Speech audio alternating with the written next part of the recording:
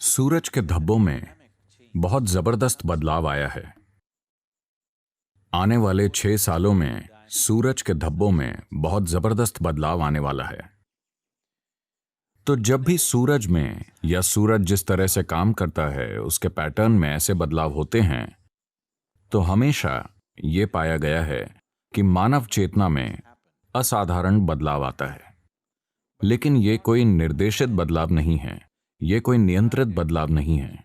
बदलाव ऐसे होंगे जैसे पूर्णिमा या अमावस्या के दिन। इन दिनों में मनुष्य के अंदर कुछ बदलाव हो रहे हैं। ज्यादातर लोग उस पर ध्यान नहीं देते, लेकिन ऐसा हो रहा है।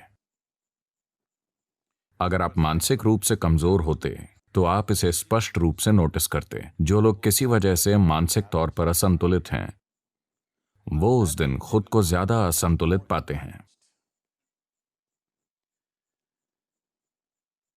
तो ऐसा हो रहा है। लेकिन जो लोग ध्यानमय हैं वो और ज्यादा ध्यानमय हो जाएंगे। जो लोग कोमल हैं वो और ज्यादा कोमल हो जाएंगे। जो लोग प्रेममय हैं वो और ज्यादा प्रेममय हो जाएंगे। जो लोग पागल हैं वो और ज्यादा पागल हो जाएंगे। तो ये एक तरह की तीव्रता लाएगा, लेकिन ये दिशा नहीं देता। अगर आप पूरी तरह अपने आसपास की शक्तियों की दया पर हैं, तो आप बहुत अस्थिर होंगे। ऊपर नीचे पूरा समुद्र उठ रहा है, तो आपको लगता है कि इस शरीर में कुछ नहीं हो रहा। निश्चित रूप से हो रहा है। अब सूरज के धब्बे निश्चित रूप से एक तरह की अस्थिर ऊर्जा पैदा करेंगे, लेकिन वो मनुष्यों के लिए कैसे काम करेगा ये हमारे ऊपर है। इसीलिए मैंने कहा कि अगर हमारे पास एक भविष्यवाणी है और हम उसका इंतजार करते हैं, तो हमें नहीं पता कि क्या होगा। अगर हमारे पास एक योजना है तो कोई अस्थिर स्थिति एक संभावना भी है, क्योंकि चीजें गतिशील हैं, चीजें ज्यादा तरल हैं। यही समय है चीजों को अपनी मर्जी से ढालने का।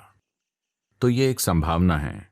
क्या इसका अर्थ ये है कि संभावना सिर्फ अभी है, पहले नहीं रही? नहीं, ये चीजें हमेशा होती रही हैं। कुछ समयों पर शायद वो बाकी समयों से थोड़ी ज्यादा हो।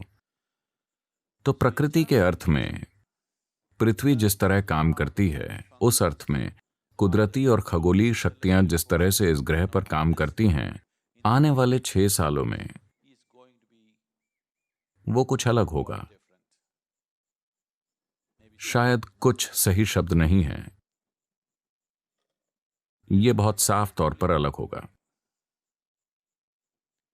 तो अगर हमारे पास इस अस्थिर प्रकृति का लाभ उठाने की योजना हो, अगर हम पर्याप्त लोगों को तैयार करें जिनके पास जरूरी साधना है, जिनके अंदर जरूरी फोकस है, फिर निश्चित रूप से मानव चेतना बाकी समयों के मुकाबले ज्यादा आसानी से ऊपर उठ सकती है।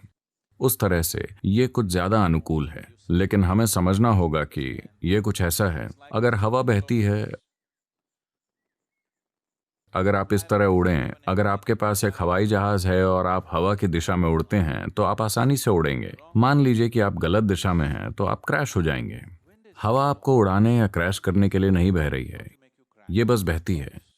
लेकिन ये आपके ऊपर है कि आप उसे उड़ने के लिए इस्तेमाल करते हैं या क्रैश होने के लिए। तो अभी सूरज के धब्बे काफी अलग हैं।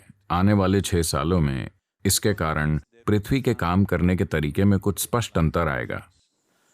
We can rise or we can crash. हम उठ सकते हैं या क्रैश कर सकते हैं। मेरे पास उठने की योजना है, कृपया मेरे साथ चलिए।